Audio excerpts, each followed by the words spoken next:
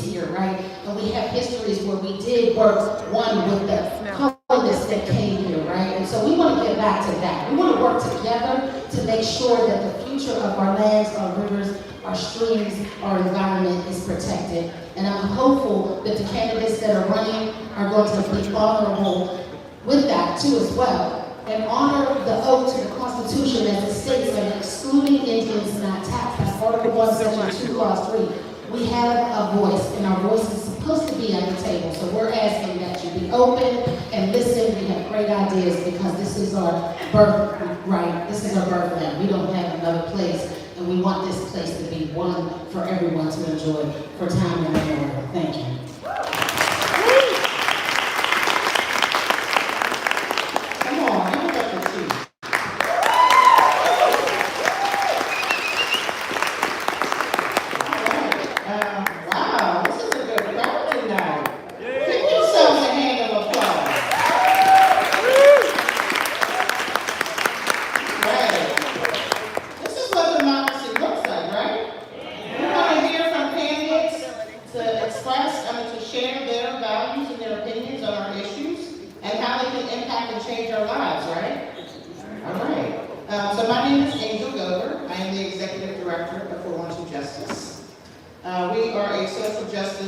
membership-based organization. We care deeply about public schools and making sure our children get quality education.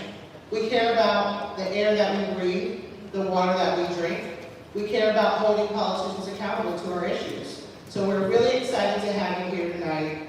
I do want to take a moment and thank the planning committee who helped put this thing together. This is not an easy task. So let's give it up for the planning committee.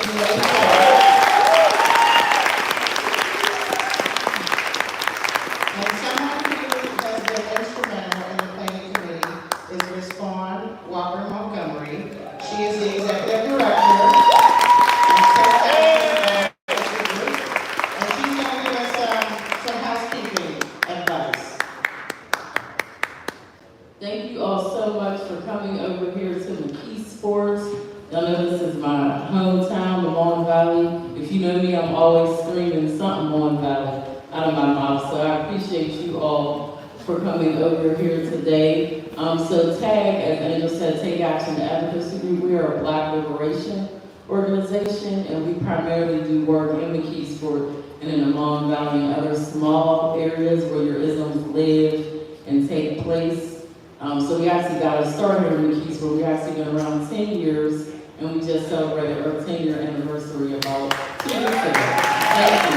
Thank you so much. So that's a little bit about TAAG.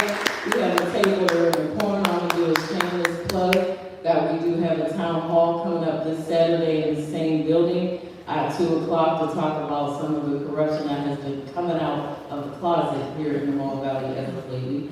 So please join us if you're free Saturday at 2 o'clock. I want to thank Angel and 412 Justice for coming over to McKeesport to do this particular event, and just for always bringing up the Mon Valley. So thank you all for that. I think you already know, but I just want to let you know that the bathrooms are through this door to the right and to the left. The food is there, and the child care area is there as well. So now I'm turning it back over to Angel to do some community agreements. Thank you much. Okay, so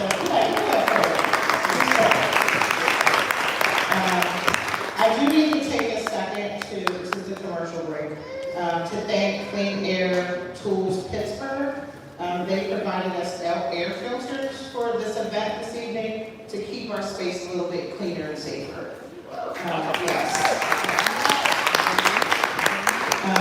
So a few things that we want to keep in mind is that we agree to respect each other.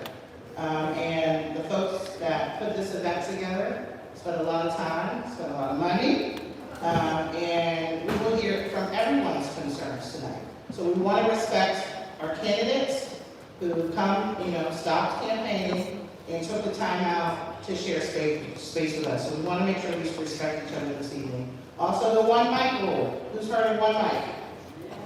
One mic means whoever got the mic is talking, all right? We also are going to respect our timekeeper, Miss Queen, Miss Paulette Foster. All right, so when Miss Paulette holds up that time, you better zip it, because she might be a killer, that's all I'm saying. All right. And then lastly, if you notice in the center of your tables, there are note cards, because we want to hear from you. You came all this way, you have questions for these candidates, so start to write them down. We will have two groups of candidates. As you can see, the names for the first group, Letitia will go over that. So if you have questions for this group of candidates, please write them down now. Myself and Deb, raise your hand, Deb. We will come around and collect them, and we will try and get as many questions out as possible. So don't shoot us up. If we're, don't hurt us if we don't get to your question. There's a lot of you here, and we want to respect people's time, so we will do our best to get to your questions. But I just want to thank you again for being here. It's going to be an amazing night. If you need any help or you need any support, you can ask me, or you can ask Ms. Karen, who you saw at the registration table. We got it? All right, let's keep it. Next, I'm going to introduce Letitia Washington. She is the communications manager for the Brief Project.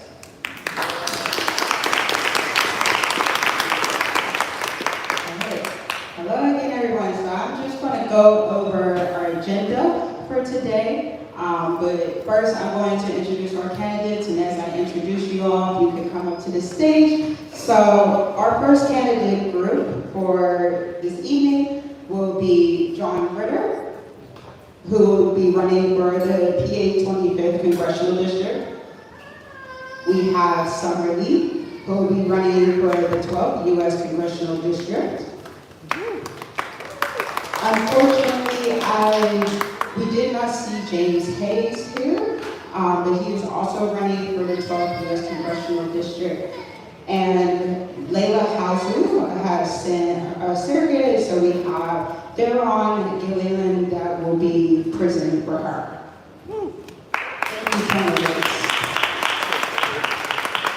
So the way that this agenda is going to go today, each candidate will have 3 minutes to respond. We will start with main questions that are being asked of our partners who help sponsor these events.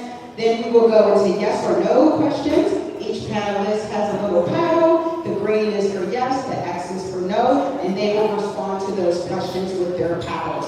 Then, as Angel stated, we will be taking questions from the audience that will be read by Fawn Montgomery-Walker, as y'all have, and she will be doing our closing remarks as well, where each candidate will get a minute to close us out. We will be doing this for 2 candidate groups. This is our first candidate group, and I will introduce our second candidate group to come up to the stage after our break. We will be starting these questions right after I stop talking. We will have a break at 7 p.m. where people can stretch their legs. We will change out our candidates, and then we will come back at 7:05, so only 5 minutes, and we will start our next candidate questions. So I'm going to pass this on to Daquan McAdams, who's the Environmental Justice Organizer for 412 Justice, to do our main questions.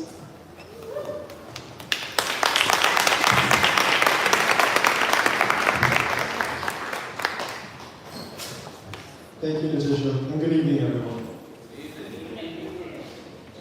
Let's get right into it, shall we?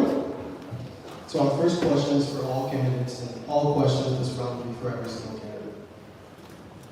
What are your priority environmental issues, and what policies would you implement to improve and protect them? How will you center and prioritize community voice? We will start with Mr. Ritter again. You hear me? Yes, you are. So could you repeat those? What are my priorities legislatively and organizationally and what else? What are your priority environmental issues, and what policies would you implement to improve and protect them? How will you prioritize and center community voice? Okay, so I'm new to the environmental approach. My background is in healthcare and health information technology, special ed, and then I was with school board for 9 years. Track coach, value coach, grandpa of 2 grandchildren, grew up in Pittsburgh on the north side, in the days when you come around the bend and pass all the steel mills, and Dad would say, "Okay, kids, roll up the windows," and if you didn't, that orange sulfur haze would come in and gag you. Now, how many folks are old enough to remember that? So, I don't have specific policies, but I have specific memories of growing up where things were made out of paper and cardboard rather than hard plastics. In fact, I remember the days when a paper straw was a plastic straw that was made out of paper. That's what we grew up with. And so it turns out that some of the advancements that we've made with some of our materials ain't so healthy. So if I'm elected to serve as our representative, I would bring some of that sensitivity, questioning, and open ear, and some memories that I had growing up here in the Pittsburgh area. Thank you. Ms. Lee? Thank you. Good evening, everybody. It's such an honor to be with everybody in the community. For those who I'm not acquainted with, I've been a congressperson in this district for one term. So when I got my first term, I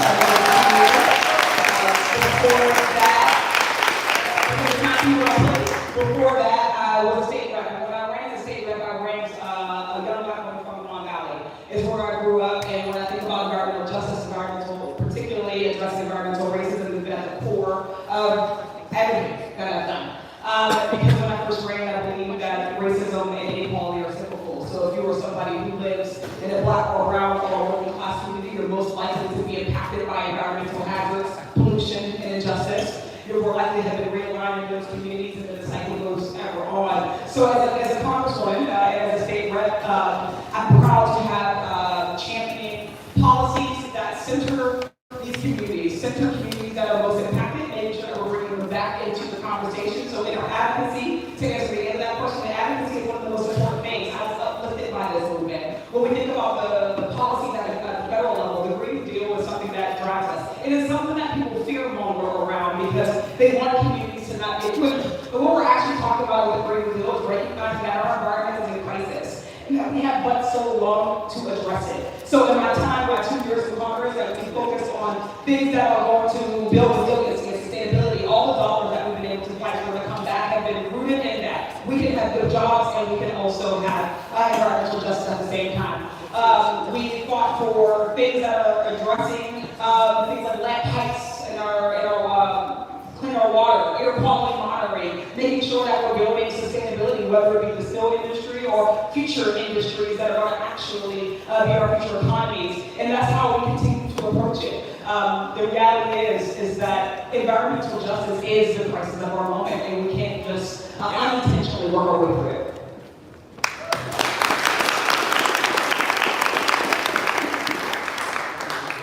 Thank you. I'm speaking on behalf of Leila Hazou, so I'm a little bit terrified to be here. I would like to suggest that issues of environmental justice are not isolated from other issues of social justice, housing justice, racial justice. Sorry to say that. Okay. The largest polluter in the world is the United States military. Leila decided to run for Senate because she was completely dismayed at the United States' military imperialism abroad, and such a large portion of our federal budget goes to the military. That's money that we could be spending here on local levels, providing housing, providing employment. The Green New Deal, as originally envisioned by the Green Party, did bring all of these issues together. The Keys Court is not a stranger to environmental devastation. There has been lack of clean water with, perfluorooctanoic acids in the water. This is a forever chemical that bioaccumulates and is carcinogenic. There has been benzene in the schools. And what we need to do is address all these issues together, not just environmental justice, but all justice. Thank you so much.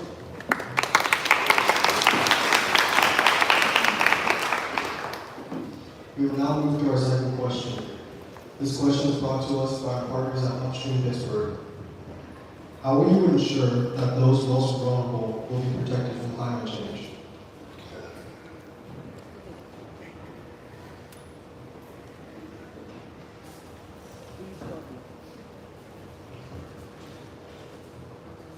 Kind of going off of what I started earlier to say was that McKeesport is historically a manufacturing area, but today less than 8% of the employment in the area is from manufacturing. And historically in Western Pennsylvania, we've seen that these types of jobs that do produce a lot of pollutants are in socioeconomically divided areas. So part of a real Green New Deal is to address this and to make sure that we have sustainable energy that is developed, to also take money away from fossil fuels, things that like plastics that are single-use and disposable. These also depend on our dependence on petroleum. So again, this is not just a single thing, and we need to consider them all together. Thank you. Yeah? Yes, please.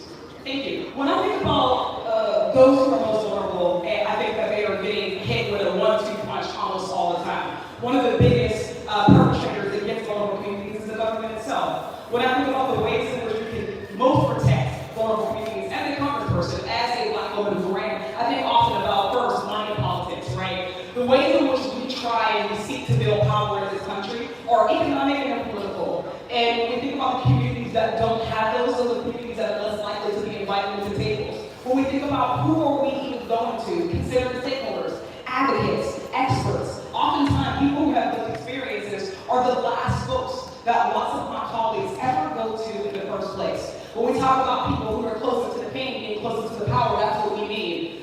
I mentioned cyclical racism, how so many of these things are tied together, and so that this gentleman right here, we all mentioned those cyclical issues. But a lot of people who don't understand the urgency, don't have the lived experience or the expertise, don't recognize and don't move with the urgency that people who are most impacted by. That's why it's so critical that not just that we elect obviously people, but that the legislation that we put forth is centered on these folks, on the movement organizations, on the environmental experts that are community based. That's why I talk a lot about environmental racism. I remember the first time I mentioned that word at an environmental forum, and people at an environmental forum looked at me like they didn't know what I was talking about, because they were so unaccustomed to seeing Black and brown folks advocate around environmental justice or believe or understand that it was important to them. That was a new thing for them. So taking the time to center, when we were fighting back against the fracking proposal with Dr. Edward Thompson, one of our biggest successes was getting local folks involved in the organizing, through political organizing and movement organizing.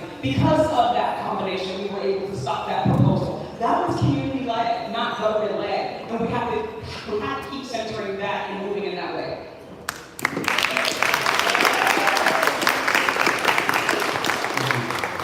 Thank you. I'm not quite sure I understand what the most vulnerable population is. If you're supposed to love everyone and lay your life down for even your enemies and your neighbors and manage the resources of the earth well, and everyone is vulnerable in many different aspects, I don't understand how we could target one group at the exclusion of another. I think a better approach might be to come up with protocols and do the representatives and the senator's job of balancing things so that everyone has a chance to benefit and be well protected. Not just the least vulnerable. That everyone deserves to be loved and protected well. Thank you. Our next question will be from Ms. Lee. Before you go on to that, I've got 100 things spinning around in my mind. I know I just learned about it, I have some more time. I grew up with a family of 11, and so I'm the second oldest. And so, when I say the least, it could be my older sister who has the most need at the time. or the youngest baby. And since I am second oldest brother, and love them all equally, you have to play it by ear every day to find out who needs the help and then get that help to them and serve them as well as you can. So I guess that's a better way of framing my answer. And I would carry that to the state house, if possible. Thank you, Mr. Ritter.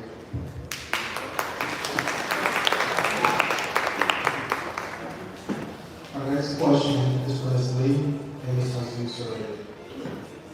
In 2020, former Attorney General, now Governor Josh Shapiro, issued the PA Grand Jury report blasting the PA Department of Environmental Protection for years of ignoring complaints against the oil and gas industry that left many residents exposed to polluted water and air and caused serious health ailments and respiratory disease. What is your position on the dangers to residents of the fracking industry, and what will you commit to do? Thank you. My position on the dangers of the fracking industry are not necessarily positions as much as facts. When we look at the industry, when we look at the health effects that they have on folks who live within perhaps even a 2-mile radius, we think about children with babies with low birth rate. We think about communities that have rare cancers or other health ailments, not just fracking, but all of these industries combined. Western Pennsylvania has some of the worst air quality in the nation. Because of that, we also have some of the most unhealthy populations, whether it be COPD or cancers, respiratory illnesses.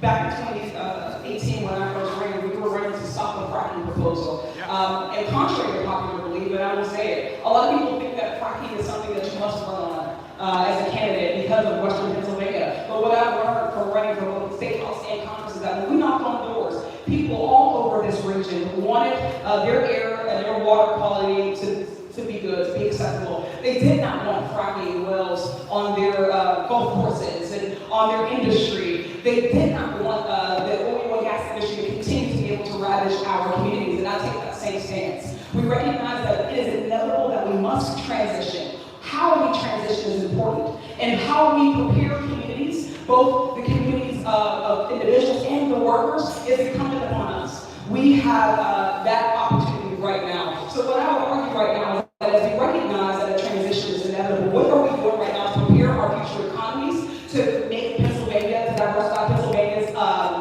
energy, whether it be renewable, wind, all of these other energy sources that we have yet to invest in, like other oil and gas producing states like Texas. Those are all within that is our responsibility to start to move toward. But if we wait too long, what's going to happen is that not only will industry win, but our community will continue to lose. I'm smarter than this time.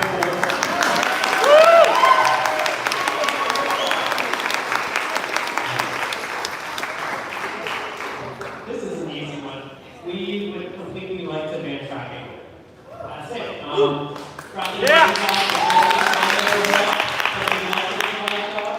Renewable resources, wind, solar, water energy, things like that. Every state has received $25 million to plug orphaned and abandoned wells. Josh Shapiro recently celebrated that he has capped his 200 well with the same $25 million. Texas capped 800 wells. So he is lagging far behind on this. We recently went on a well hunt in Allegheny National Forest. There are entire streets where you can smell the fumes, you get lightheaded, people will turn on their water faucet and the water catches fire. This is not something to celebrate. Fracking does not help, it's not good for the environment. The jobs it creates could then be replaced by other jobs, and it kills far more people than any potential good that it would do. There are cities like District-DEM in Pennsylvania where entire streets have had children. Every child has had at least one parent die from cancer due to the fracking wastes that were introduced to the environment. So we would ban fracking entirely. Thank you.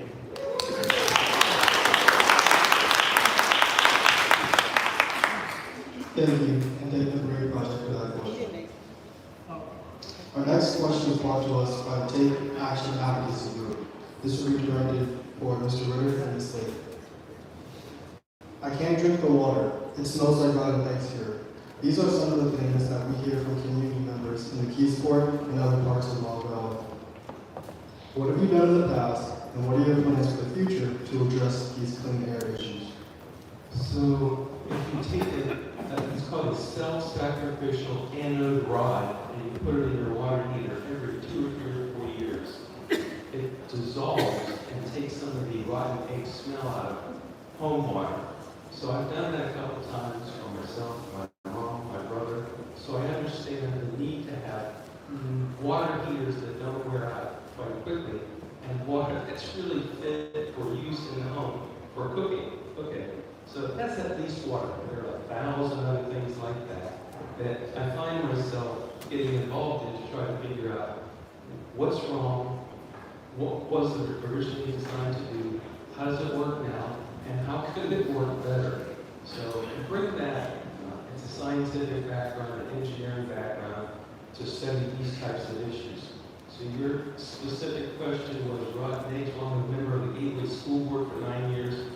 We have to deal with asbestos, lead, paint, noise, brightness levels for some kids that can't stand it to be too bright or too loud, or hallways that have to be a certain welcoming color for the kids, and on and on and on. So I think I have a wealth of experience and a wealth of pain. My sister Eugene, my sister Eugene died from cancer not long ago. And so where did the cancer come from? You know, what could we have done differently to stop her from getting cancer? So I'm not trying to lay on the emotion. I'm just saying you've had some terrible experiences like that. Your kids go to the same schools that my kids go to. And so this is a good question, worthy of valiant study and good protocols. So if you don't like me, that's okay. Elect the people who reflect your desire to have your children, your great-grandchildren succeed in this area. Thank you. Ms. Lee. In the past and the future, I plan to continue to hold industry accountable, to regulate polluters, and to make sure that we are passing policies and laws and giving resources to communities that have been frontline. When I think about, first of all, I grew up in writing. I know the smell of the sulfur, the rotten eggs. I know what it does to you, not just your health, but your psyche. When you grow up in communities like that, it was years before I realized that was just not the norm. That was when I said, if you're black or you're brown or you're poor, you are most vulnerable and you are more likely to live in communities where that is the norm. When we think about the companies that have been in our communities, that have had carte blanche to do whatever they want, when we think about the lack of fines and any type of regulatory processes to hold them accountable, we have to at every single level of government play our part to make sure that we are changing that paradigm. We've done that in the past in Mon Valley. We have fought valiantly. There is a reason why the air quality is better than it was, and that it will get better because this community continues to show up, because we continue to elect people who understand the importance of clean air and clean water, but also of not allowing industry to just run unfettered through our communities. In the meantime, we have, of course, focused on legislation that will do those things. We have, of course, worked with every level of government to make sure that there are punishments for industries that do these things. But, of course, we have to continue on that pathway.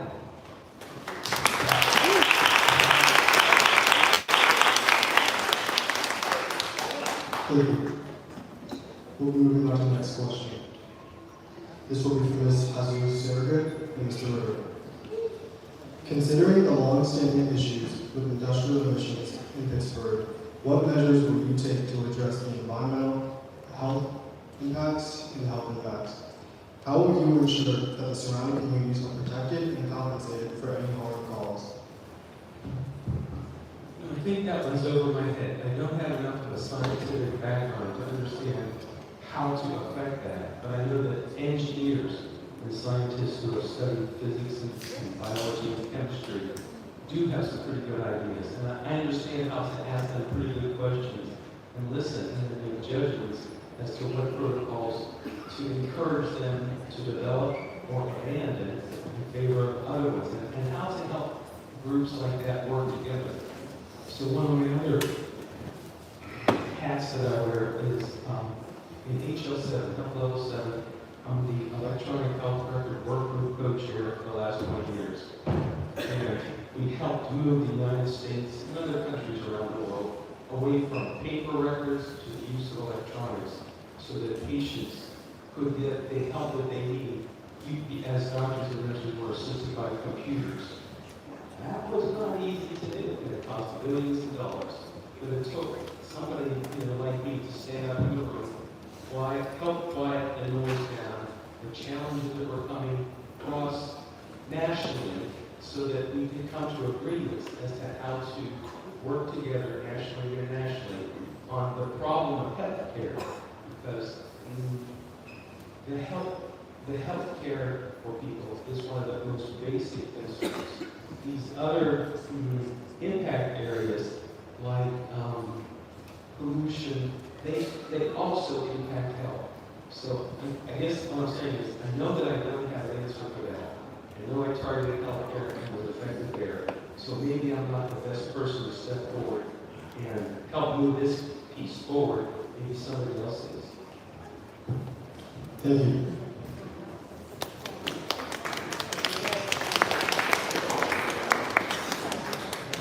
As I mentioned earlier, McKees Court had once been without water for 37 hours because of the use of a forever chemical, the perfluorooctanoic acids, which is carcinogenic, and if it accumulates, we would ban the use of that.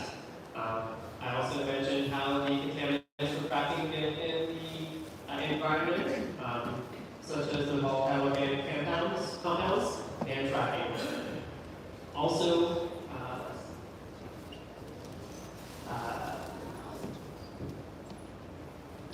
McKees scored lead levels of soils tests at twice the EPA levels for contamination, but there are very few resources within the Mon Valley region for lead line replacement in homes. And so we would run on expanding financing for line replacement.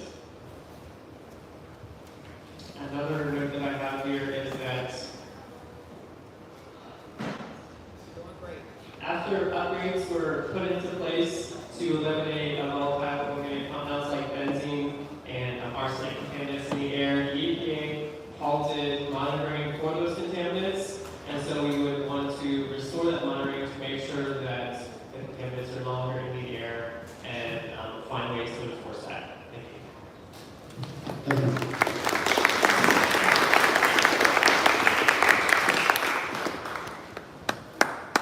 This next question is brought to us by Three Rivers Waterkeeper. It will be directed for Ms. Lee and Ms. Hazou. Are you in support of better regulations and enforcement of permits that allow industrial discharge in our waterways, which impacts the well-being of our drinking water and our EJ neighbors? Yes.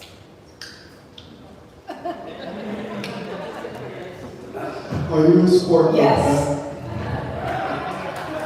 Are you in support of better regulations and enforcement of permits that allow industrial discharge in our waterways, which impacts the well-being of our drinking water and our EJ communities? Absolutely. Use your paddle. We printed them out for you.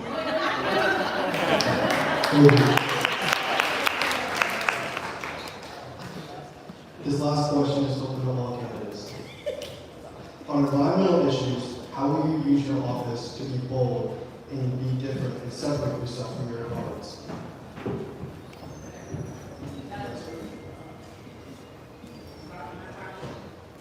We will start with Mr. Ritter.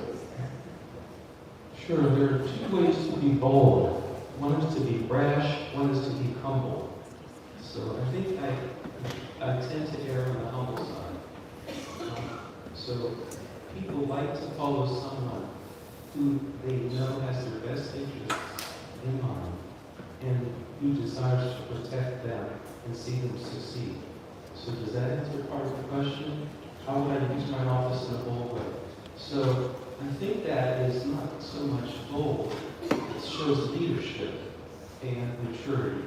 So because I'm 70 years old, I bring the gray hair maturity aspect to it. And I think people like to hear from me. When I have something to say, the room usually quiets down. And I like that. And I don't take that lightly. I like to wait until I have something worth saying and say it. So that's how I would use my office, if elected office. And I don't know whether that would succeed or not. If people don't want to work together, some children don't like to play together well, there's not much you can do until they hopefully grow out of it. But that's on them. My part is to try to help them succeed and work together to bring the best out of them. So, is that answer the question? Oh, on environmental issues, well, that extends to all issues, including environmental issues. Thank you. Ms. Lee.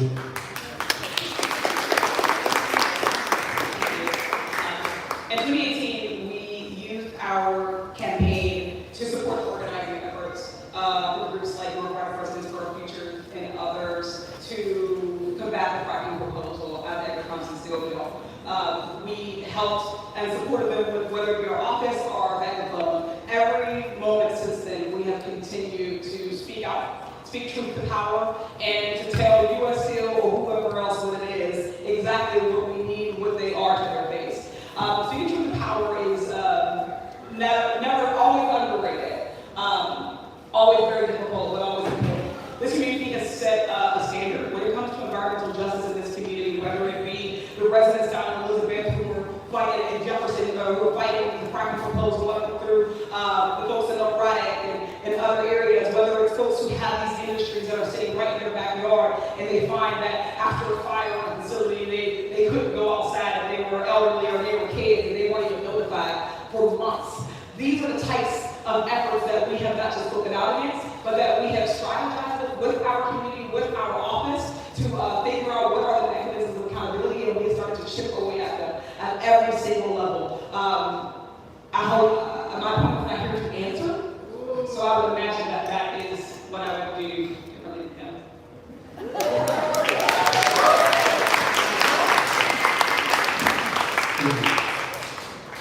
We are unapologetically anti-war, pro-peace, cut the military budget, use that money for other things, cut the pollution from the military.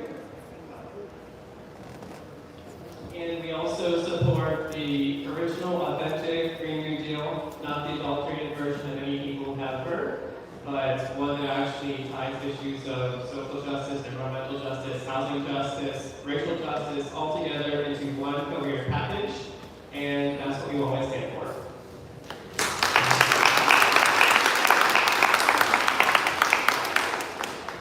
Thank you.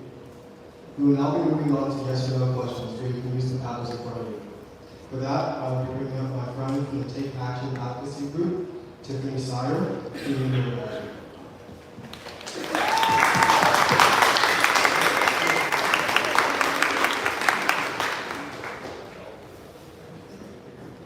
Good evening, all. I would like to let you know that, again, these are yes or no questions, even though you would like to elaborate. There are panels in front of you. The green side goes for yes, and the red side goes for no. Please make sure that you have the front facing of the panel to the audience so that they know that you are answering your question correctly. So again, these are yes or no questions. There is no elaborating on these questions.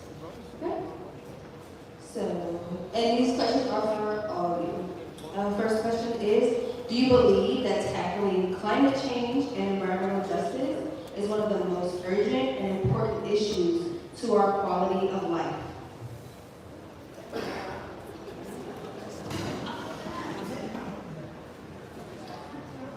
Next question. Will you ensure economic development does not come at the cost of the environment and our communities? Yes or no?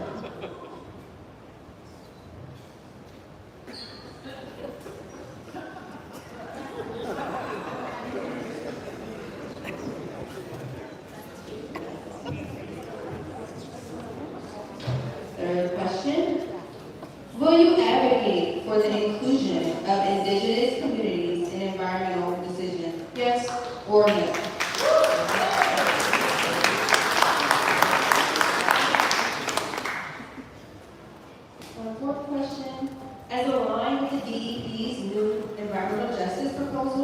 Will you promote environmental education in schools and workshops for adults? Yes or no?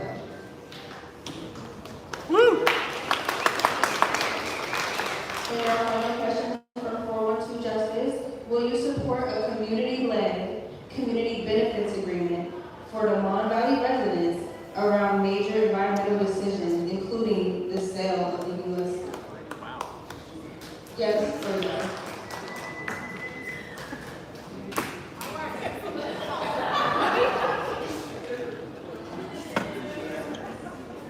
That concludes my questions. Now we will bring up Fawn Montgomery, and she will be giving you questions from the audience. Thank you.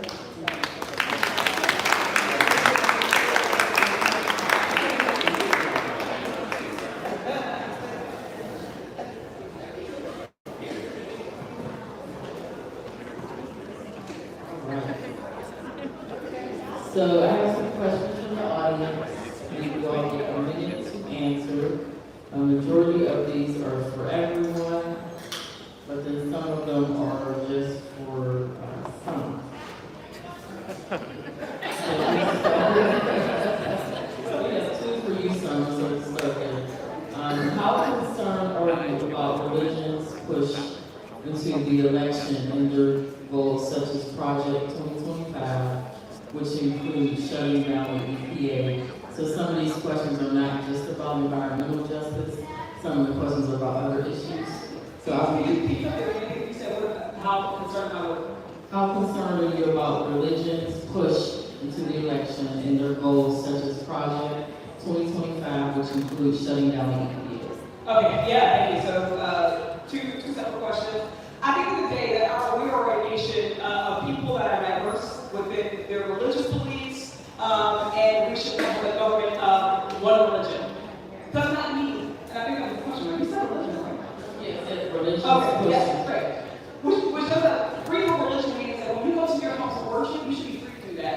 It means that no one should impede you, your government should not get in the way of you doing that, it should not get in the way of you educating your children in the way that you see fit on that, but it means that my colleagues should not be in your business. Whether it is abortion care or whatever else, that their religious beliefs should not dictate that. When it comes to Project 2025 and the EPA, that's really important because that is their stated goal. And I always say when someone tells you they are believe them, Project 2025 and the Republicans, not just Trump. My colleagues at the federal level, in the House and the Senate, are all saying that they restrict the EPA. They're all saying that they don't want more regulation, they want less.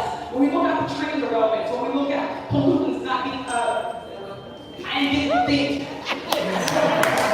You know what I'm on?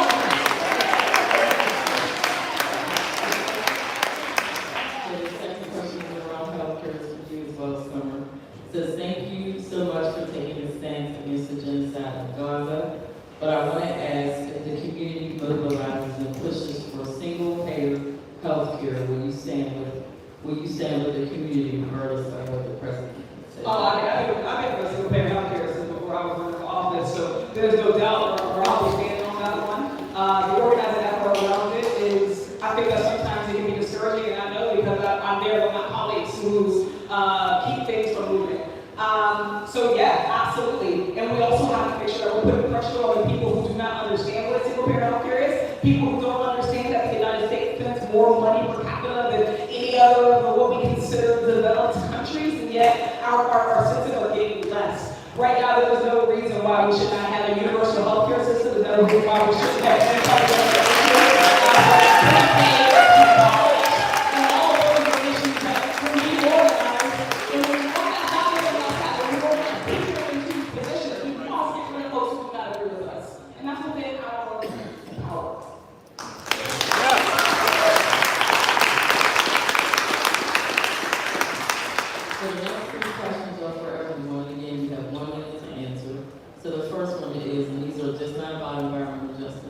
What are your policies concerning pro-choice and women's reproductive rights? And we'll start with Leila.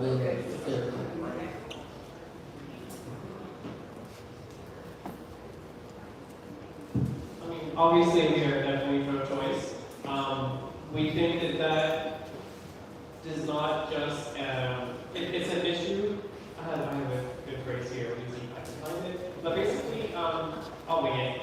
this is an issue that we need to support each other, like whether or not someone gives birth, we need to be there to provide for the parent and for the child throughout, the entire pregnancy, throughout, young childhood. So this is not just, are we going to force someone to be pregnant or not? This is a large issue, and we support families.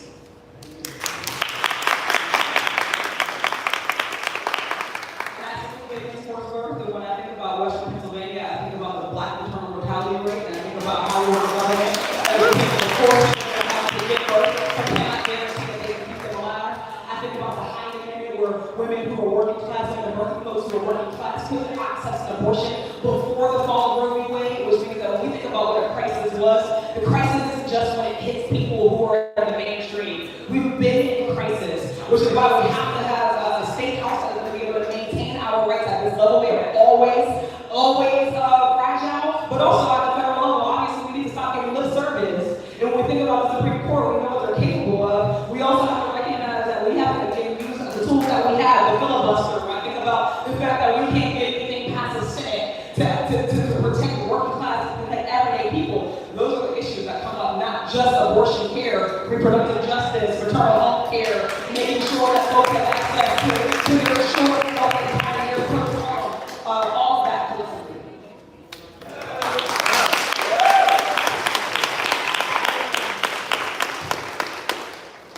I asked Michael George this question about a month or two ago, and I liked his response. He said, John, when asked, you should say something like this. Why would you allow anyone to rob you of the joy of having a child? And I thought about that. I think he's right. I also asked my Heavenly Father the same type of question. When does life begin? And I waited for his response. He said, life begins the exact moment that I breathe the breath of life into the baby and create it in my own image and likeness. Now, from my scientific and engineering background, I can't see anything wrong or fallacious about his response. I think he knows and he desires to bless people with children, and we ought to respect his desire to give us the best gifts, gifts of children. Thank you. So the next question, we'll start with you, Ms. Ritter, and go down. With 80% of voters in support of school choice, are any of you committed to school voucher programs for school choice?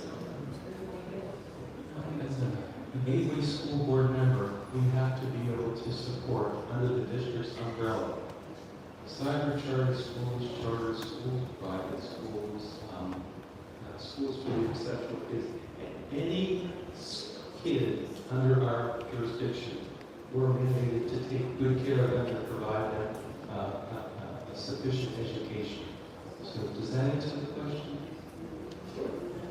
It was about school. It was about school choice. So all of those avenues have arisen because people need different educational styles for their kids. And so those parents have to be supported. That's what the kids need. Thank you. I don't want to assume that General-GRN commissioned that poll, but I'll say that I'm a full running public education.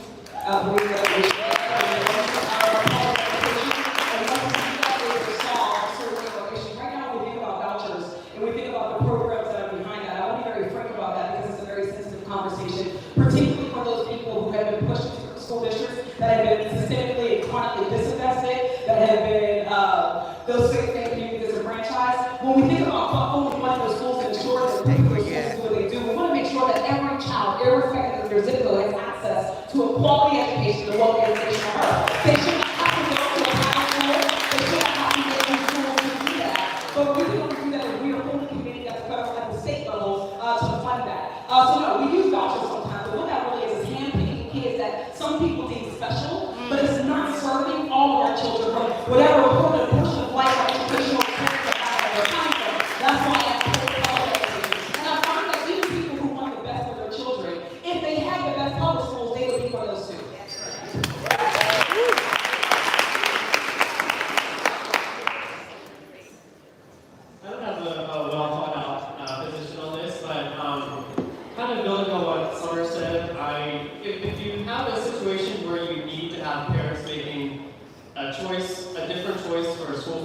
children, that means that there's probably something going on at that original school, like those needs are not being met. And we don't want to have something that's like a separate but equal situation. We need to make sure that every child is provided with the type of education they need where they are, so that we don't have people who maybe are more affluent who can afford to send their children to other places, and then the people at the original school are left behind. Thank you.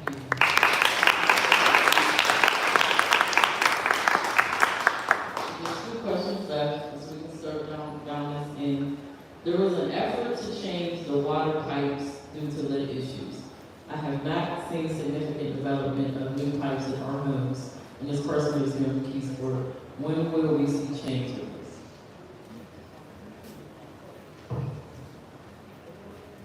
That is a good question, and I do not have an answer to. As I sort of mentioned earlier, once some improvements were made, the EPA had stopped monitoring. Maybe somebody should look into that. Yeah, that was something that we were looking into. We have been able to bring dollars to Western Pennsylvania for lead placements. We know that is going to service a lot of influence in the city of Pittsburgh, of course, right? City of Pittsburgh has been able to, this is not something that we are not celebrating, we are, right? That the city of Pittsburgh has been able to replace over 10,000 lead lines. Is an incredible accomplishment. I know that each municipality now that is not that major municipality now has a responsibility to doing that too. So we are working with those municipalities. For those communities, we're looking to help get grants from the IRA. There are a lot of dollars that are coming in for those specific things. We also look at an amendment passed in the budget last year for lead allocations in our schools. So we've been working from that angle, our schools, our students and municipalities. And again, of course, we have to look more into specific resources for those students to do that in their homes. We're probably too. We're not doing it, but I will. So I can tell you about the railroad, I don't know about the other communities, but the water system, the sewer system gets torn up from time to time, and it disrupts your household, the water gets shut off. But I think everybody has the patience to understand it's for a short time and it needs to be done. Now, on the Gateway School Board side of things, we have a superintendents who have gone above and beyond. They're required lead testing, and they bring people who do the testing on behalf of the kids. And if we find something wrong with the faucets or the plumbing, we get it taken care of. So we're doing our level best. We're still finding things that need to be attended to. And the last question is a yes or no, so you use your panels. Do you believe in PRT light rail expansion? Woo!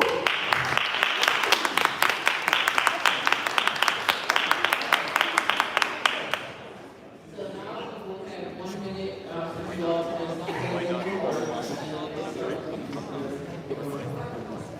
One minute for the closing remarks. Closing remarks. Well, you guys have a really good group here tonight. One voice. You have a good group, a lot of great questions. I'm surprised that you've been doing this for this long and you haven't invited me to come down. Please invite me to come down again. I've been running for office for a long time trying to find ways to serve, and I'd be happy to serve you if I could.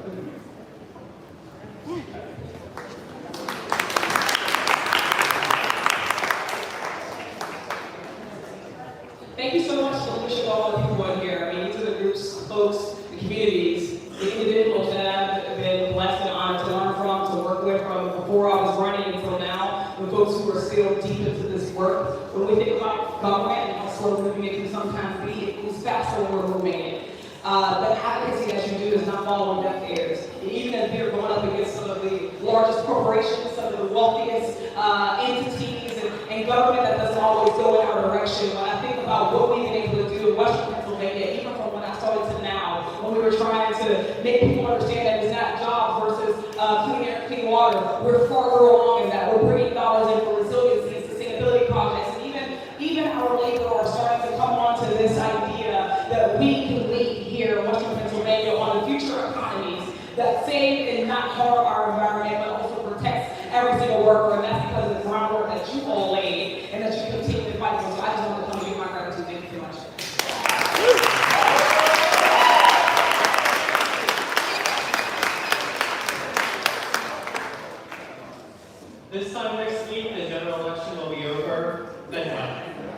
we are all here. There are a bunch of fantastic groups that are hosting this. Whether you vote or not, who you vote for, that is just the tiniest amount of ways you can get involved in your community. Yep. Please work with these other groups, find ways to volunteer, donate, help with the advocacy, because electoral politics is not where it starts and stops. It's just minuscule. We need to actually be putting in work as volunteers, as people who care about the environment. Thank you.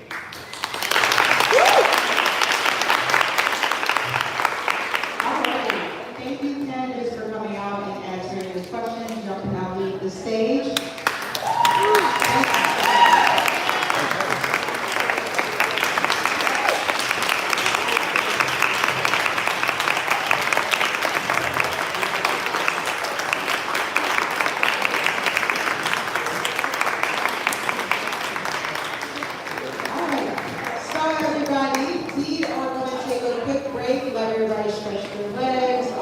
We have some cookies in the back. If y'all want to grab some cookies while y'all wait.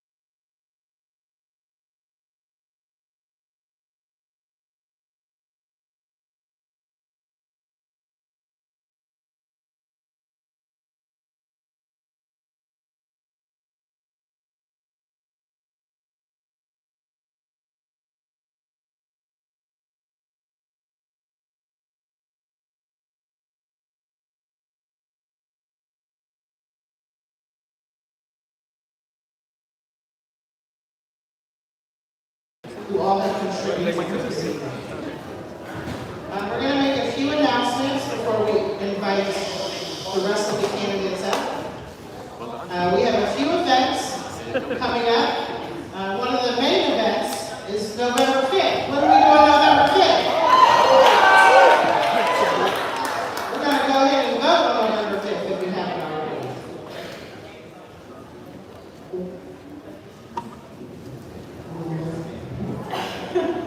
And we also have an event coming up this Friday. We're having an environmental justice screening of a documentary called Underwater Project that is done by Hip Hop Caucus. It's about Norfolk, Virginia, that is slowly sinking underwater. So we'll be having a screening of the documentary as well as a panel from Keon, Gabby Gray, sorry, I usually call her Gabrielle. Gabby Gray, Shanaisha Cheney, and Curtis Devon. So, and also 412 Justice does monthly environmental justice meetings. So our next one will be November 14th.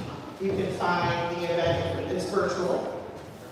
So you can find the information on all of our social media. And if you sign in today, then you will start to get emails from us. So pay attention to the things that we have coming up. yeah, and I forgot, our event starts at 6 p.m. at the Jose in the House in Wilkinsburg. All right, and virtual. Just wanted to add that. So we're going to get back to our candidates. We're going to do our second group of candidates. Before we bring up our second group, I do want to acknowledge a few candidates that were not able to make it today. So first we have Jay Costa. Unfortunately, he was not able to make it today. We also have Eugene DePasquale, who unfortunately is stuck in traffic and cannot make it today as well. Dr. Jill Stien is still on her way, but should be here in a few minutes. And unfortunately, Michael Pignano was not able to make it due to some clashes in values of the people that are here. Wow. So I will introduce our second group. I will start with Erin McClelland, and she is running for PA Senate.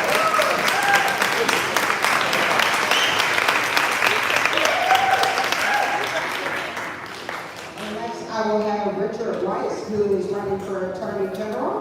Woo!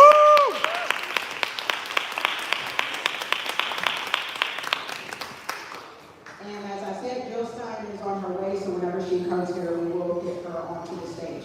So I will pass it back over to Daquan to do our main questions. So, Daquan. All right, so if the cards in the middle of the table, if you have questions for this group, please start to write them down so we can collect them for audience questions. Thank you.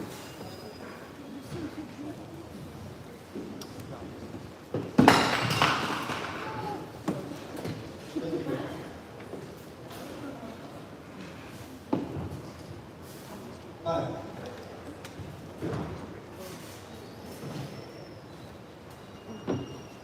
So, we will begin with our questions for session 2. The format will be the same.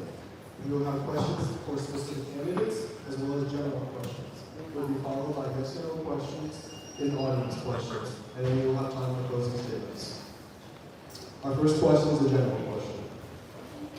What are your priority environmental issues, and what enforcements would you put in place to improve and protect them? How will you center and prioritize community voice? We'll start with you, Ms. McClelland.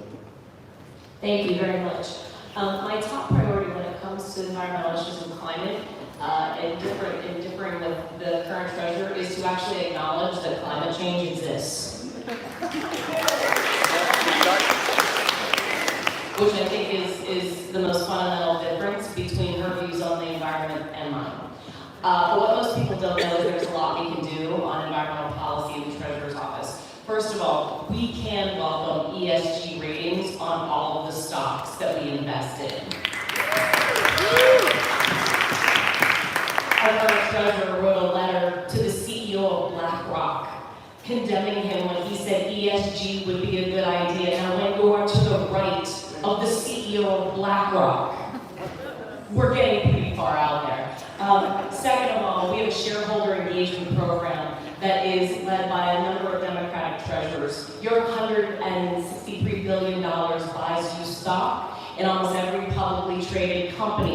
in this country.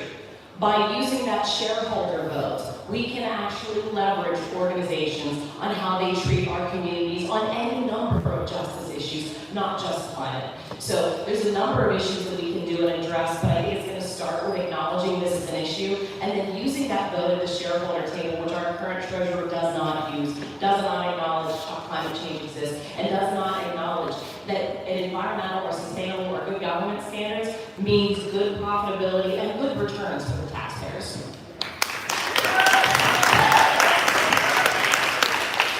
Thank you. Mr. Weiss. The Pennsylvania Constitution guarantees the right to clean water. As Attorney General, I would sue to pursue those who are responsible for uncapped fracking wells. There are over 500,000 to 1 million uncapped fracking wells in Pennsylvania. These are leaking toxic and radioactive waste. People close to these are suffering from lymphoma and leukemia cancers. The livestock farmers are dying. And I would sue to make sure that those responsible pay for the cleanup, and I will make sure that existing fracking companies have money set aside for cleaning up their environmental damage.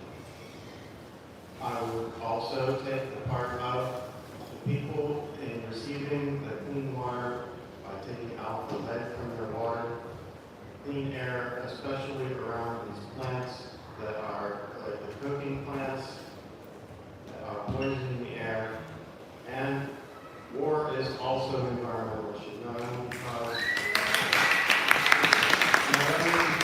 the U.S. military is the largest polluter in the world, but also because these wars are over fossil fuel resources. I would sue, as Attorney General, I would sue the federal government to enforce the Foreign Assistance Act, which prohibits providing military aid when humanitarian aid is restricted.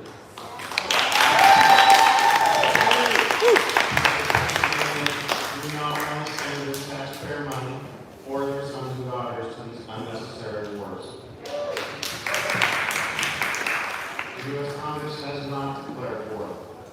Under the Constitution, U.S. Congress has to declare war in order to send to be bombing them, to be invading Syria, and all these plans for Iran, and we should stop these. Thank you. Our next question is from Ms. McClelland. How will you ensure that environmental justice is considered in the allocation of state funds, particularly for communities disproportionately affected by pollution? Yeah, so first of all, one of the things that we can do as the treasurer, we can't set a budget. Obviously that's done by the legislature and the governor, but you can be a very loud voice. And what I can tell you is, and I trained under a former United States Treasury Secretary that was the CEO of Alcoa. So not exactly somebody on the far left when it came to environmental justice, yet his advocacy was that we should do no harm. He believed that corporations should do no harm. And he had taught me when he bought a plant, when Alcoa bought a plant, that when they bought it, they were going to demo it, build a new facility. They had found a significant amount of environmental contamination. Instead of just blowing it off, they brought clean water into the community. They got doctors to people paid for by the Alcoa Foundation. And he genuinely believed a true transparent policy that holds corporations accountable, makes them own what they've done, and makes them pay back the community for the damage that they've done, and makes it right, is part of saying, let's do no harm to the human beings next to us. And I think the greatest thing we're missing in our treasury right now is a basic value for the human condition.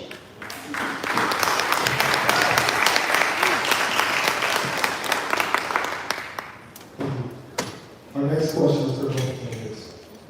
Many residents are grappling with environmental challenges in substandard housing. Can you provide details on any specific legal action, funding allocations, or initiatives you will implement to improve housing quality and stability while protecting residents from environmental injustices and evictions? We'll start with you, Mr. Weiss. Yes. The Attorney General's office is a law firm with 1,000 lawyers. In addition, there are public defenders that are funded by the state. I think we should have public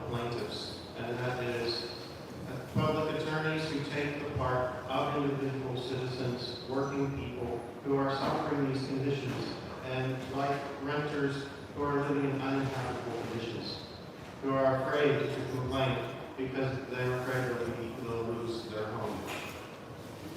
So I would take the part of the working people who are suffering, in order to prevent evictions and to hold landlords accountable to providing habitable conditions.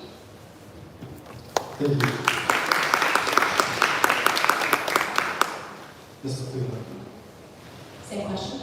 Yes, please. So in the Treasury, one of the things that I find very important is community banking.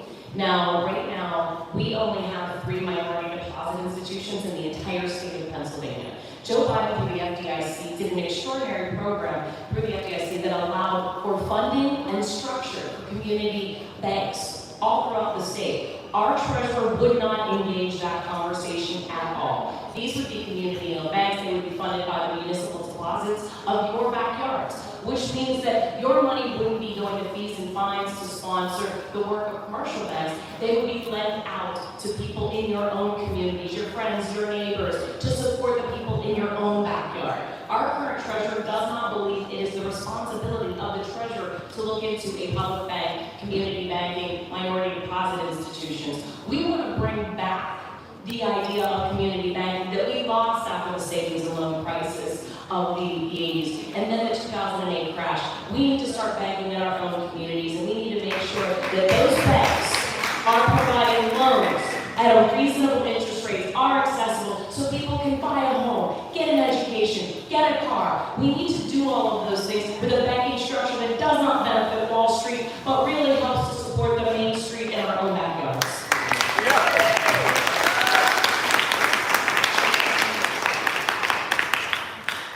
Thank you. Our next question is for Mr. Weiss. It is from our partners at Penn Future. What's one thing you can do to advance clean energy and climate justice, specifically in disenfranchised communities, in your role if you were elected? Well, first of all, I'd like to say in general, renewable energy is not only cleaner, but it is now cheaper than fossil fuels. The entire world is switching right now, and we should not be behind the curve on this. As Attorney General, I would sue to eliminate the subsidies being given to the fossil fuel companies. Yeah. I should point out that the Green Party does not accept any corporate donations. The Green Party works for the people, not the corporations. Woo! The fracking industry has a stranglehold on the legislature, on public officials. We need a gift ban that prohibits public officials from accepting gifts.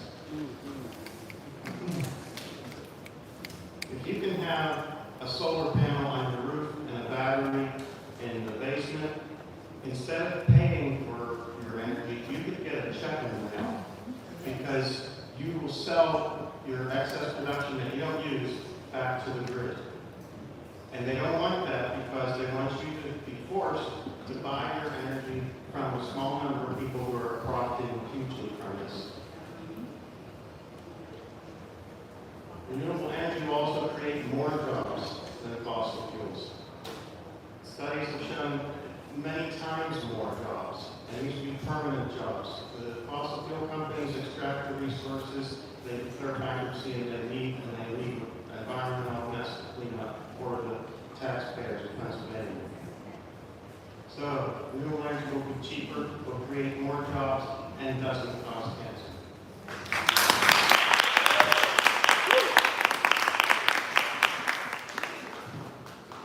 Thank you.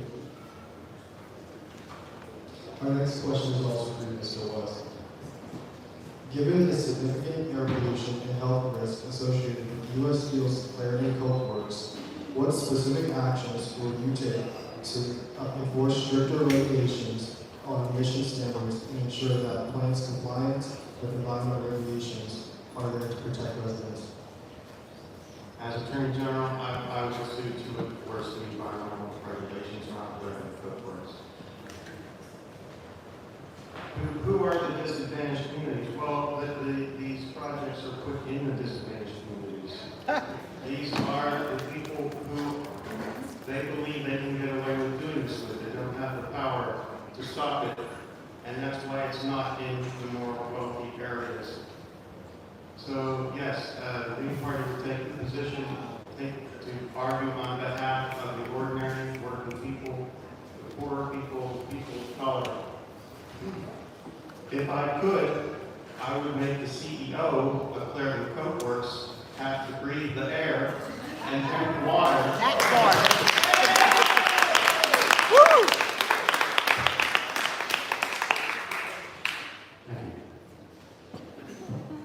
Thank you.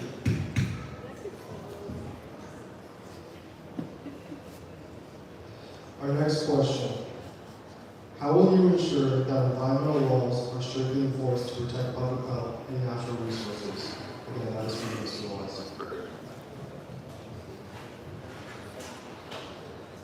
Well, this requires making this a priority. So as I mentioned, the Green Party doesn't accept donations from the corporations, so we're not working for the corporations. We would become more on the offensive with regard to corporations, and we would sue for damages. And we would bring in private attorneys and sue for attorneys' fees, and we would expand the budget, and we would become profit-making by suing for damages and increase the budget of the state.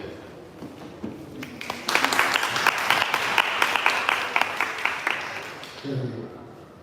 The next question is for you, Mr. Paulette. How do you plan to incorporate environmental, social, and governance (ESG) criteria into the state's investment portfolio? So first of all, there's only one credit rating agency that uses ESG right now, and that's Fitch's. And it's still under development, but there's no reason that a state with a portfolio as large as Pennsylvania shouldn't have a treasurer that's leading the charge.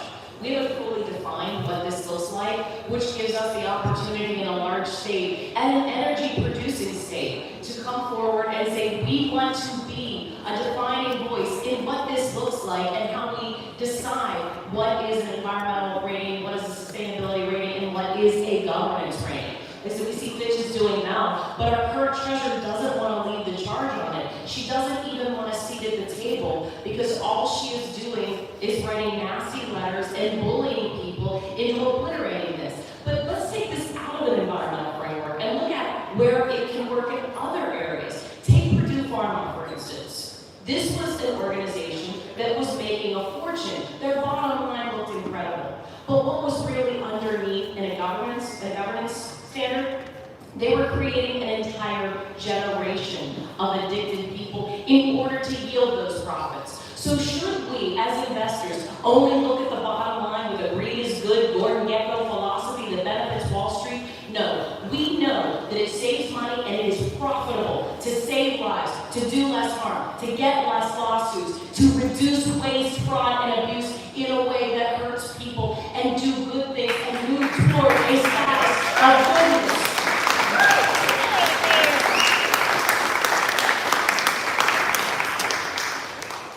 Thank you. We'll stay with you for our next question. What measures will you take to ensure transparency and accountability in the state's environmental investments? Sorry. Oh, I'm sorry. Okay, so right now when you look at the 40-page asset report that the treasurer puts out, it's really fluff. It says, look what a good job I'm doing. It doesn't really say what you're investing in or how much. There's very little information about your portfolio. There's not much that says that this is how much we have in foreign investments. As a matter of fact, our treasurer came out one day and said, I'm divesting in China. Now, I want you to imagine what it would take to go into every portfolio that we've invested in over 20 years and needle in to find every single company based in China and then subsidiaries. What does that even mean? We need to stop making political statements for political gain about foreign countries that emphasize an idea of xenophobia and weaponry against other nations. We need to make intelligent decisions, and they have to be real. We have to stop lying for political purposes, which means that when we do a portfolio, we need to say, look, I built these standards in We have a standard for what is a Chinese investment. We have a standard for foreign bonds. And by the way, let's not invest in foreign war bonds ever. Ever. Last year, when she invested $20 million, they said, what do you think? I said, well, let's see. Their entire workforce of Israel went on strike. Then their hospital workers went on strike. Then their credit was downgraded. And a month ago, Moody's downgraded their credit by 2 notches and said that they are going into junk status. Ladies and gentlemen, your state tax dollars went to uphold a foreign war and is now investing teachers' pensions in the Saudi Arabian stock exchange. That all has to stop.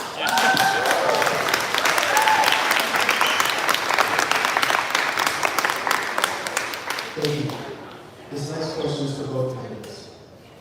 Given Allegheny County's historical and ongoing struggles with industrial pollution and its impact on marginalized communities, what specific methods will you deploy to address environmental racism and ensure equitable distribution of environmental benefits within your role? We'll start with you, Mr. West. Yes, once again, we would be working on behalf of the poor people, the working people, the ordinary people of Pennsylvania. We would enforce the environmental laws. We would clean up the lead and the air around Clareton. We would force the companies to adhere to standards and to compensate the residents for damage that has been done. Also, the fracking, which is poisoning Pennsylvanians, the radioactive waste and other wastes that are leaking. And while I have a moment, I would like to mention that Jill Stein, going back to the housing issue, Jill Stein's great initiative would stop allowing private equity to buy out private homes. Oh, yeah. I would like to mention that when there are projects that are building new construction and when there is gentrification going on, there should be a requirement to also provide affordable and low-cost housing so that the residents of those areas do not have to move out. And I would like to say that although the Green Party does not endorse major party candidates, only independents, many of us individually, Greens, view Ellen and Erin and also Summer Lee as allies.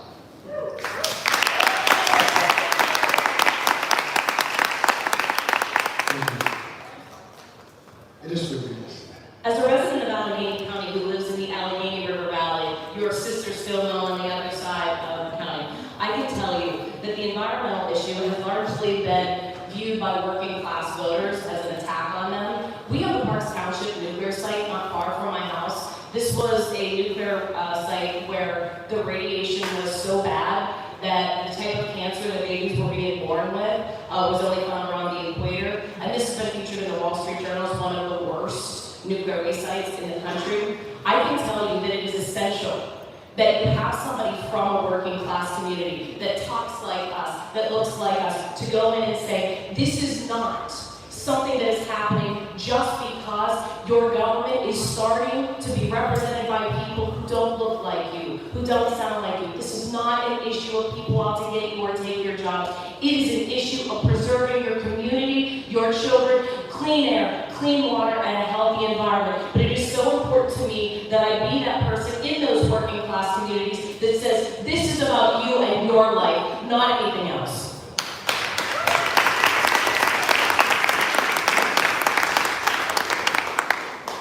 Thank you. We will now be moving on to yes or no questions. You can use the paddles in front of you. That will be hosted by Ms. Terri Minor-Spencer, our friend from West Valley.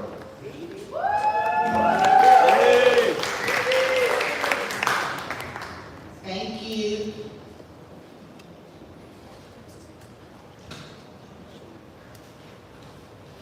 Yep, as he said, I'm Terri Minor-Spencer, Executive Director of W.E.S.T Power. Thank you. We cater to men, women, and families affected by incarceration. We do voter empowerment. We got 191 individuals housed in the Allegheny County Jail registered to vote.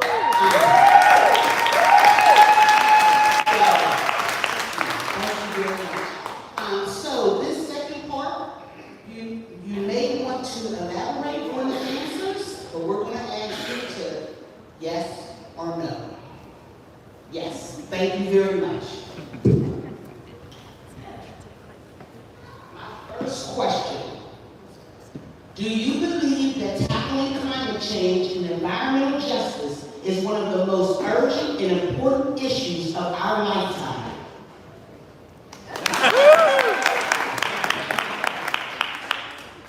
Railroad pollution. Will you support on banning vinyl chloride and other hazardous materials through our community rail lines? Will you commit to advocating for stricter regulations on pollution from factories?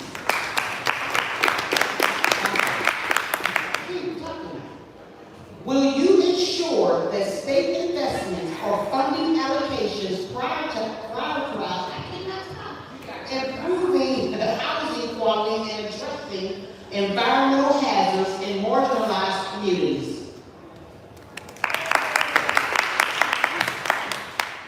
Will you support and engage in a community benefits agreement? A, will you support a community-led community benefits agreement for Mon Valley residents around major environmental justice decisions, including the sale of United States Steel?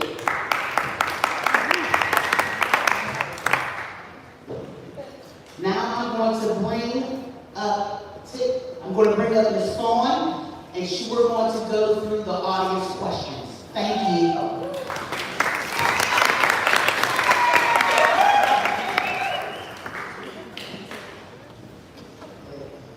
So these questions are, once again, not just about environmental justice. We do have questions for everyone and some specific people. So the first one is for you, Erin. When charter schools fail, there is pension liability that goes unfunded. As treasurer, what will you do to protect taxpayers from this expense? Yeah, so every time a charter school fails, if their teachers are enrolled in the teacher's pension fund, that worker will get a pension, but the charter school no longer pays into it. So it is leaving the taxpayers and our local school district an unfunded withdrawal liability that nobody, including our current treasurer, is talking about. There should be a collections process that goes after these charter schools as they're closing and going bankrupt. Give us a second, ladies and gentlemen. There should be a collections process that the treasurer goes through when a charter school goes under. There is a checklist that the government has put out, the state government has put out. She's not following it. She's also not going after or even sending collection letters, so what I can see, to these charter schools when they go under. She's just letting them go down, and we are taking on tens of millions, if not hundreds of millions, in liability that ultimately could result in each school district being held accountable to pay back that liability. That is wrong. It should be exposed. It should be publicly dealt with, and this needs to stop.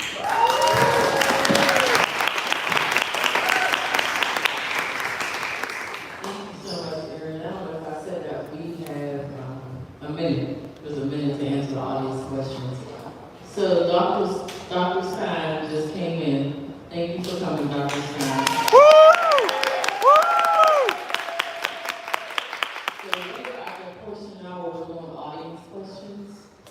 So we have people who wrote specific questions, specific candidates. So the 7 questions for Erin, and then we have 2 for you, Dr. Stein, and then we have questions for everyone. So the next question is for you, Erin. What can you do to create a path for diversity state investments fully from fossil fuels and manufacturing, beyond just using ESG ratings? So one of the things that we can do on diversity is looking at our state contracts. Right now, your contract database does not say if those businesses are minority-owned or women-owned. It doesn't say if they're small, medium, or large. What if those contracts are union and not I think that we should have at least standardized that basic information. I don't think that's too much to ask in the 21st century. I'm sorry, what's the question about manufacturing? Can you repeat that for me? You asked about diversity, but then there was something about manufacturing. What can you do to create a path for diversity state investments fully for fossil fuels and manufacturing? So when you're looking at divesting, we have to stop divesting in foreign oil like Saudi Arabia. That's going to be the first thing that we're going to stop doing, and then we'll start looking at what we're doing in fossil fuels, starting to invest in climate indices. You know, a lot of those produced a lot after the Biden administration invested in clean energy. There was good yields on those climate indices and climate funds. We didn't invest in those. So we can start to shift to those, as those funds are developing and proving to be very profitable and very stable, we can start to move our investment portfolio that way. Thank you.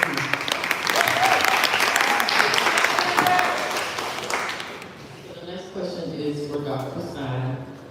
So before you came in, Dr. Stein, we talked about the audience questions are just not about environmental justice. They're about a range of issues.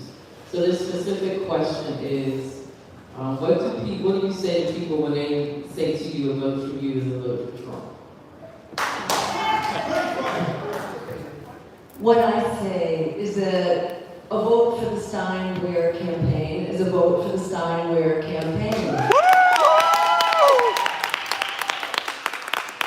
That politicians do not own our votes. They think they own our votes. They have to earn our votes. And Kamala Harris, for example, is taking us into a genocide, onto the verge of a major war in the Middle East that may go nuclear on us. Israel is about to attack Iran and drag the United States into an enlarging war. That's not the only problem. We're seeing the proliferation of fossil fuels as much, in fact more under Joe Biden than ever under Donald Trump, in the same way that we have also seen Joe Biden as the deporter-in-chief, deporting more immigrants than under Donald Trump. So beware of what they say. Do not let them talk you out of the power. We the people have the power. We need to use it. Thank you.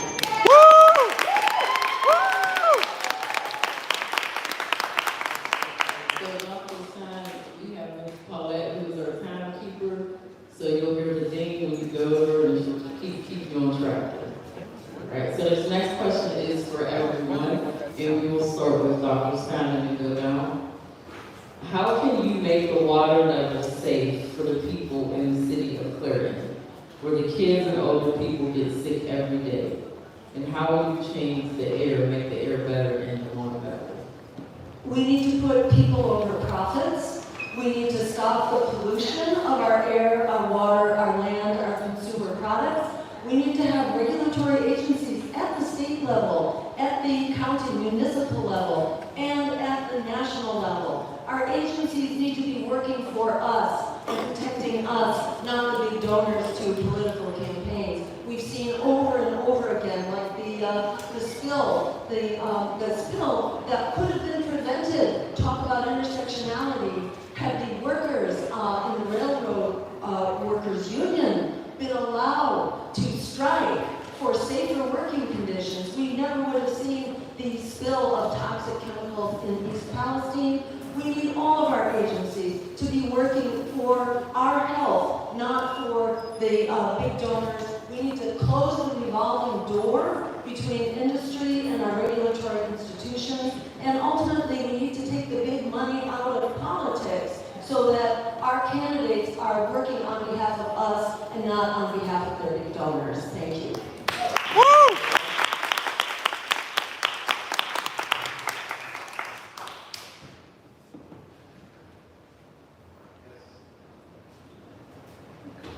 At the Attorney General's office, we have to take the part of the disadvantaged communities where these folk works and other projects are placed because they think that these residents cannot fight back and that this will make their product cheaper. We will make it cost as much as it's necessary to compensate the people who are in these areas, and what they will find is that it is no longer feasible. to have these products. We had a mention of plastics before. All of the current plastic products can be and eventually will be replaced by other materials like bioplastics, which are biodegradable, not derived from petroleum. So we will pursue the compensation for these residents. It doesn't matter if it puts the company out of business because they have caused this damage and they owe it.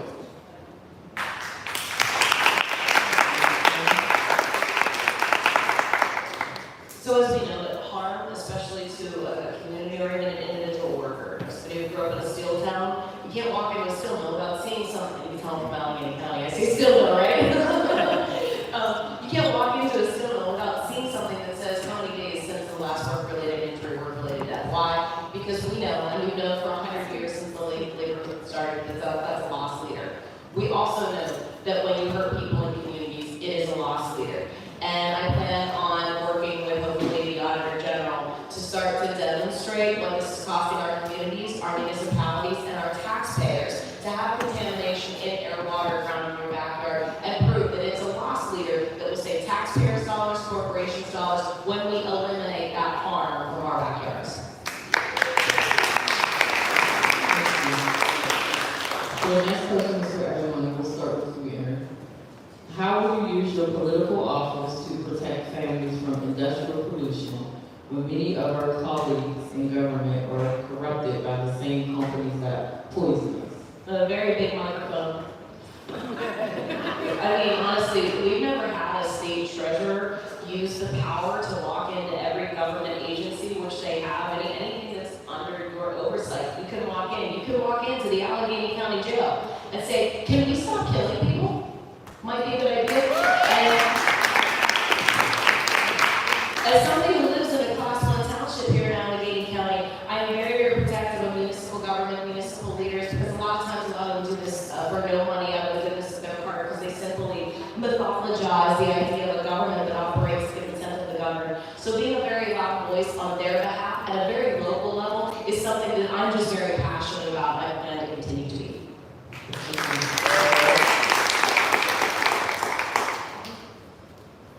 The fossil fuel industry has a stranglehold on the legislature and public officials.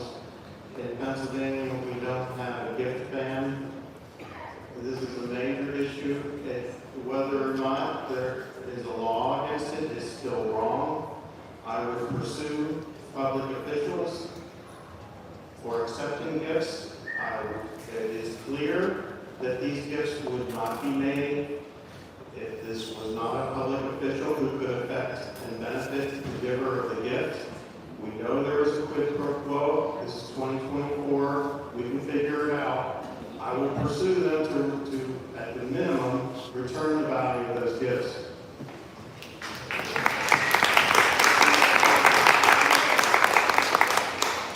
If there is a miracle on November 5th, and we turn the White House into a greenhouse and make the world a better place, there's enormous power, as Erin was referring to, in the bully pulpit.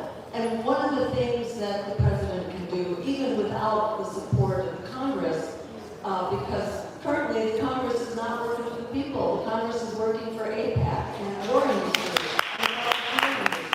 and not for the American people. But the president can work for the American people and can help engage the wheels of democracy. For example, by bringing back that old-fashioned institution called town hall meetings, which our representatives no longer subscribe to because they're too busy talking to their donors instead of their voters. We need to hold their feet to the fire. As president, we can also clarify the money that is bribing our elected officials, the money that they are accepting from the big industries that are then poisoning their votes. So there's a lot we can do simply by shining light on our democracy and empowering people.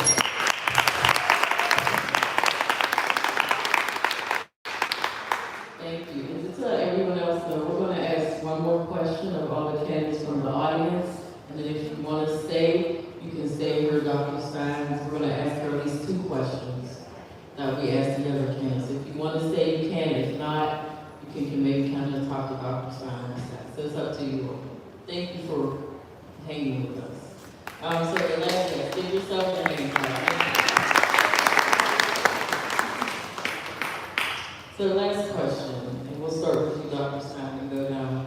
How will you ensure that the millions of federal dollars in the IRA come to the Mon Valley to support climate jobs and environmental infrastructure?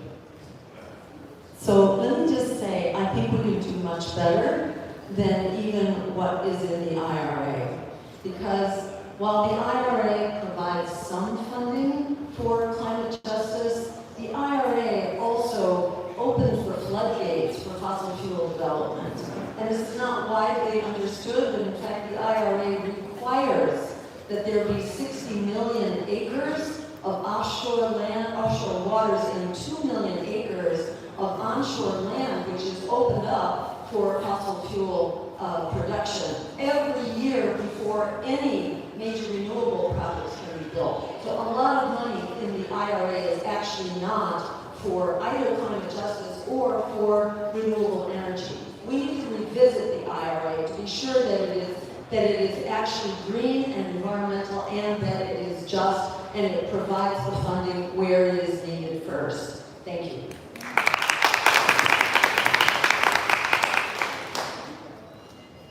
Just continuing from there, where the money is needed first is where the most environmental damage has already been done. And so we should bring it into the Mon Valley to repair and compensate the residents for the damage that has already been done to them. I've always been opposed to the IRA, even though they claim it's environmental, because no environmental legislation increases fossil fuels. If you're increasing fossil fuels, it's not environmental by default, by definition.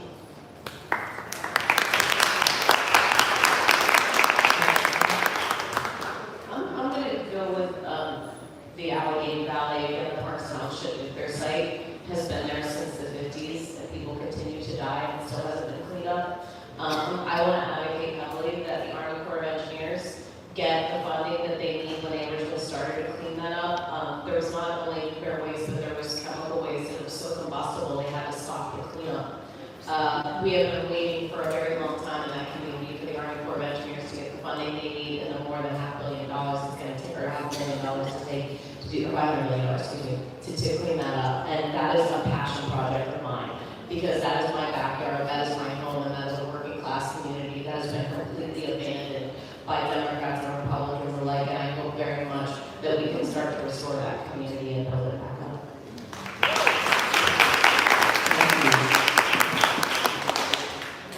So Erin and Mr. Weiss are going to give you all a minute to do your closing comments, and then we'll ask Dr. Stein to close. So the two largest complex adaptive systems on this planet are, number one, our environment, and number two, our economy. I intend to be a caretaker of your state treasurer. My study was under how you affect change in complex adaptive systems, and what I found is both of them are unbelievably delicate and are easy to fail when manipulated by bad actors and greed. So I have always had what the Philadelphia Park healthy about Wall Street. I feel the same way about our environment and what our corporations have done. I believe there's a way that we can have a good, solid, strong economy that brings jobs home, that takes care of our communities, and at the same time is not contaminating our world. It leaves our children, my son, who is a second-generation American, to inherit a world worse off than his parents, a better world than one.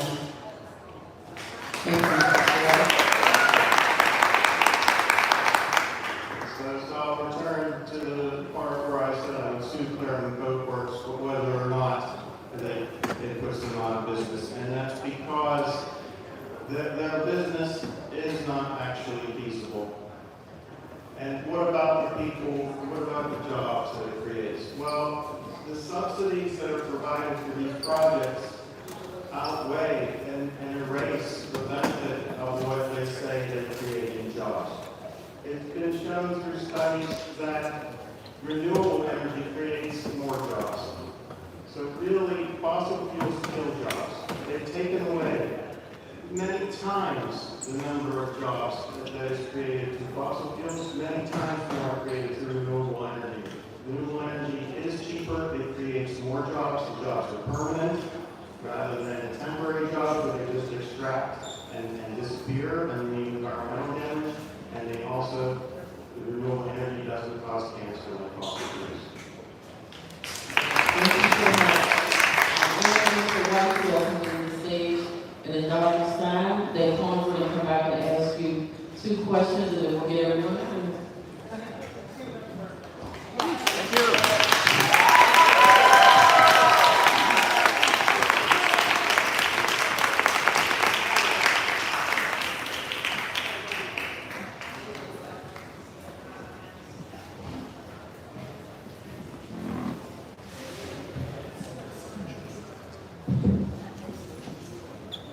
Good evening, Dr. Stein.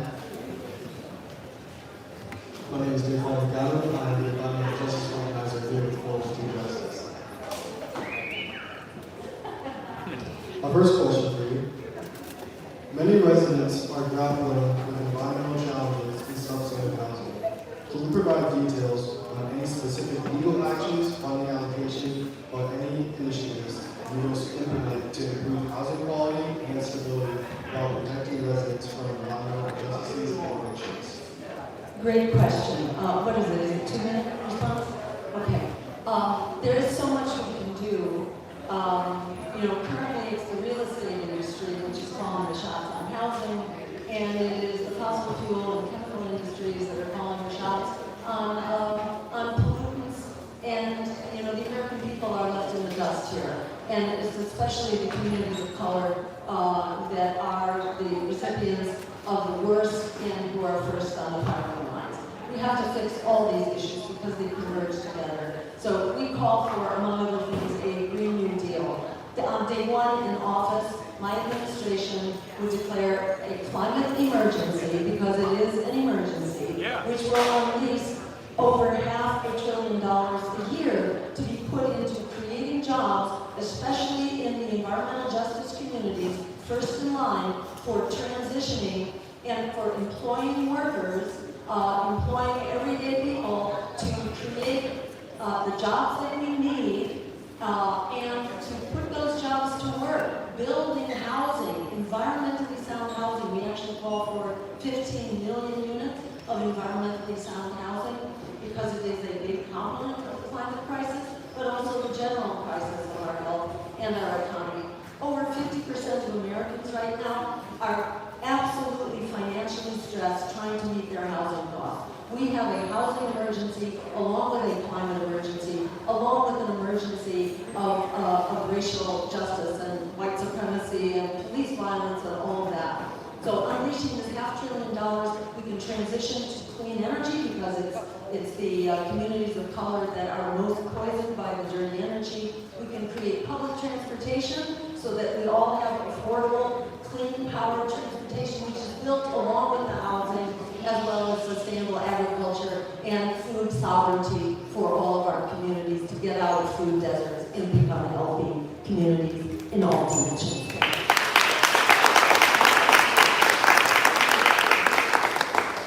Thank you. A final question.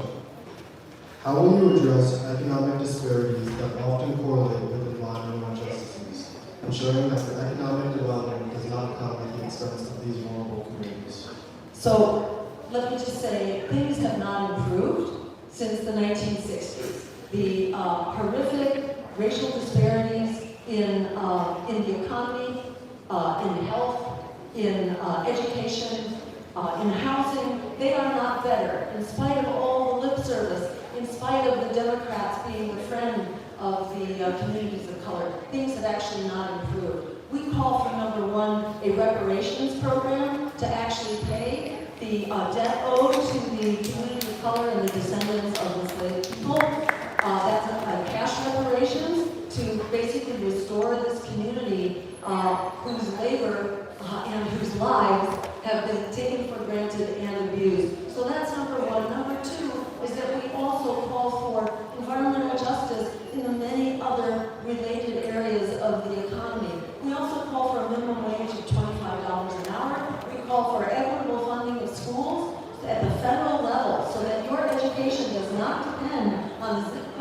and the property tax and the property values of the community that you are born into. We need to actually remedy this system of injustice which has basically been handed down from the days of the institution of slavery. And we will do that both with the reparations program, also with a program for Black liberation. You can go to our website, jillstein2024.com, to see the full details. But in each of those areas of housing, in healthcare, in food sovereignty, justice for the Black farmers, for example, who've lost their land, about 90% of it, just since the 1900s alone. So there are so many, redlining, etc., disparities in education. We also call for free public higher education, because who is most at risk with the cost of education now right now? It is the African American community. And we will cancel student debt, which that community.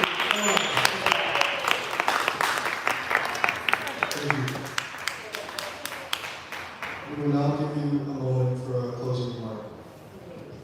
So I'll just say, this election is a reckoning. The American people have gone on record. They do not buy what is being rammed down our throats, and haven't for quite some time. In the last presidential race, 1 out of every 3 eligible voters did not vote for the political elites being rammed down our throats. And who are these non-voting potential voters? Largely younger, of color, and lower income. Exactly the people to whom our agenda speaks. Because we call for, not only a $25 an hour minimum wage, rent control across the country, a tenant bill of rights to stabilize our housing, the development of housing, and so on. We can stand up, and it's important to remember what Frederick Douglass said. Power concedes nothing without a demand. It never has, it never will. We are that demand. You are that demand. You are driving us forward. And what Alice Walker said is the biggest way people give up power is by not knowing we have it to start with.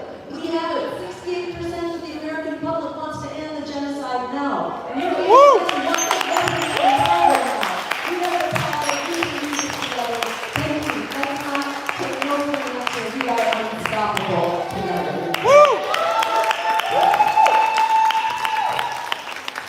Thank you, Dr. Stein.